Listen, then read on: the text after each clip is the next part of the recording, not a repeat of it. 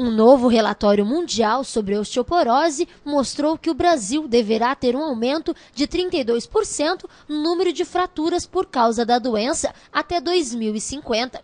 De acordo com o levantamento da Fundação Internacional de Osteoporose, a IOF, o motivo é o envelhecimento da população brasileira, que deve ter mais idosos nos próximos 38 anos. Aqui no Sint, eles aproveitam as atividades físicas, uma ótima maneira de exercitar os músculos e ossos, para que assim fiquem mais ágeis, evitando os acidentes domésticos, que é o caso de Maria Cecília. A queda de uma escada resultou na aposentada fraturas no braço e na mão. Vivo caindo.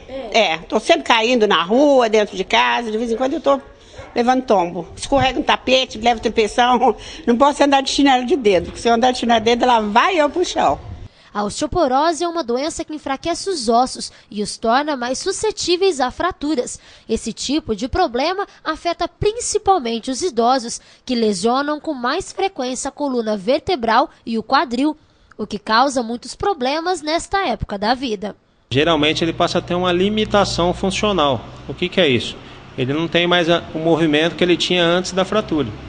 Pela própria reabilitação, que não é igual a um paciente jovem, pela própria cicatrização, que é mais lenta do que um paciente jovem, então ele acaba ficando um pouco limitado na articulação.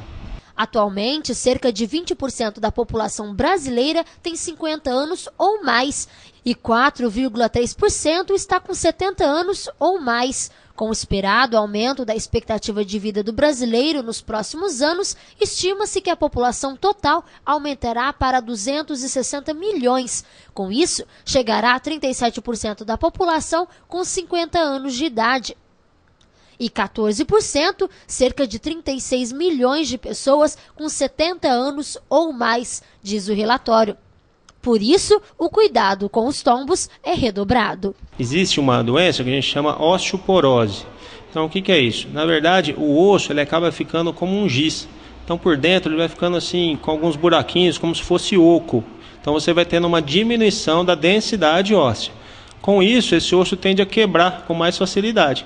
Por isso que gera essas fraturas com mais frequência nos idosos. Na mulher é muito mais comum quando ela deixa de menstruar, que ela entra na menopausa, né? Daí hoje em dia também essa importância de fazer uma reposição hormonal, de ter um cuidado maior com a mulher menopausada. E no homem também tem isso, só que é um pouco mais adiante do que a mulher. Esta aposentada, muito simpática, Dona Conceição Lopes dos Santos, de 61 anos, já fraturou os quadris e o fêmur. Depois de 5 anos de recuperação, hoje ela anda com a ajuda de uma bengala. Mas o cuidado agora são os tombos. Achava que eu não ia andar mais.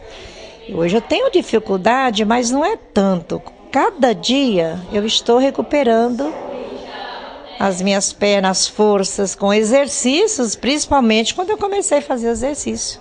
E um escorregão, um jeito. Falou que eu não posso dançar os passinhos adoro dançar, né? Os passinhos de artista, porque faz nisso, só de você fazer isso, já a próstata está saindo fora do lugar. No Brasil, em média, ocorrem 153 a 343 fraturas de quadril entre cada 100 mil pessoas com 50 anos ou mais.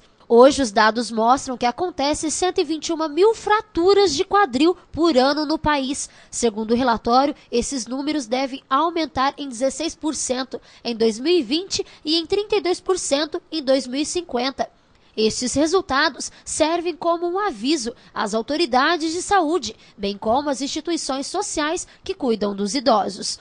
E uma das coisas que vai acontecer é que isso vai onerar a saúde do Brasil, né? Não só a saúde do SUS, a saúde do governo, como a saúde suplementar, né? As operadoras de saúde vão ter um gasto muito maior com os idosos, já que o país está envelhecendo, mas não está desenvolvendo ao mesmo tempo.